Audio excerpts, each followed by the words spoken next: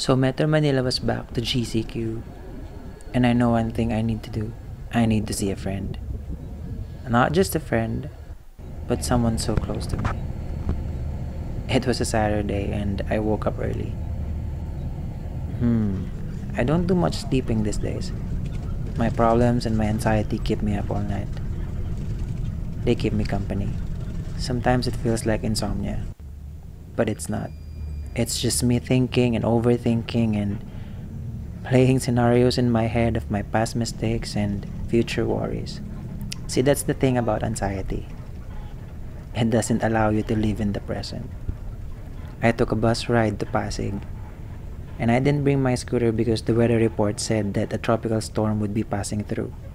Yet it was a sunny day. Weird, right? But what can I say? Everything about 2020 is either weird, destructive, or just plain bullshit. There she is, Melissa. And and I don't know who you are, Jomar, but you do you, and happy Pride. You know those people who meet a friend from childhood and they stay friends till they grow up? I am not one of those.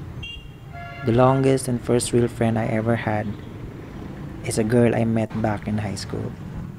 She's in Singapore now. Bitch, if you're watching this, I miss you. I didn't have a childhood friend. My childhood was probably more problematic than I care to admit. Never had a best friend. I met Mel sometime in my 20s. We were working for probably the best company we've ever known. Too bad that place had to close down. I was teammates with Mel's ex. The first time we got introduced, this bitch gave me the finger. Or at least that's what I thought she did. When that company closed down, we found ourselves working as office mates again. This time, for a company in BGC. We would have drinks at Antipolo, together with my two other best friends, Mitch and Jed. We would talk about our shitty office mates and the latest gossips over Jim Beam in the cold Antipolo air. And then one day, Mel got her heart broken. I held her hand as she cried and questioned the unfairness of it all. Why? She asked. I wish I knew the answer. But love is tricky. It has a mischievous side. You can give your all to someone, and then they'd wake up one morning and forget about you. She eventually got over it. The amount of strength and fortitude this woman has is enviable. I wish I have that strength. She's been a shoulder for me through this tough time of unemployment and midlife crisis. Like a big sister. One that carries a good amount of wisdom, experiences, sarcasm, and dark humor. This girl has seen me cry not just once. And I tell you, if you've shared tears on your friendship, that shit is real. We goofed around and played out scenarios like this one where she was a complainant and I was Rafi Tulfo. We drank bottles of mule while her cat wandered around in the room, probably thinking how crazy these two humans are. We talked about the pandemic and the government and the places we'd go to after this shit show is over. We made Lumpiang Shanghai and we talked about foreign military men and dating and scammers and random Indian guys who send you messages on Instagram. She gave me advices on life, work, and God. She did not want to believe my conspiracy theories. Here she is impersonating a gossiper she knew from her past.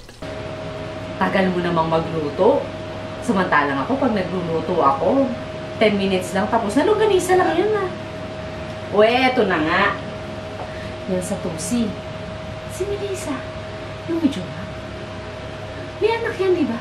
Nakita ko na naman yung anak. Tapos darating ako, pagdating ko, Tita, hi, ihari ka. Ka. Napaluto ako kay Maris ng ano. Ka. Hindi, sige po ano. Hindi, sandali lang. Ito naman. Ka. After dinner, I kind of fell asleep on the rocking chair. My metabolism has slowed down My back hurts when I sneeze. I have more bills than I have savings, and I can now fall asleep in a rocking chair. All these signs are blatant reminders that I am getting old. I am aging fast, and I still don't fucking know what I want to do with my life. We were in the kitchen again in the middle of the night to eat more Lumpiang Shanghai and Oreos. Then we went back to bed and just laid there talking till we fell asleep. I don't even remember who was talking when I finally closed my eyes. Was it me? Was it Mel? Was it the cat? I believe we deserve to have at least one good friend in our lifetime. One who accepts us for all that we are, for who we really are. Someone who will celebrate all our achievements and hold our hands during moments when all that we can think of is giving up. And maybe someone who hates the same people you hate, who loves the same movies and TV shows you watch, or someone who abhors grammar and spelling mistakes with the same passion. But really, we all deserve a soul we can connect with.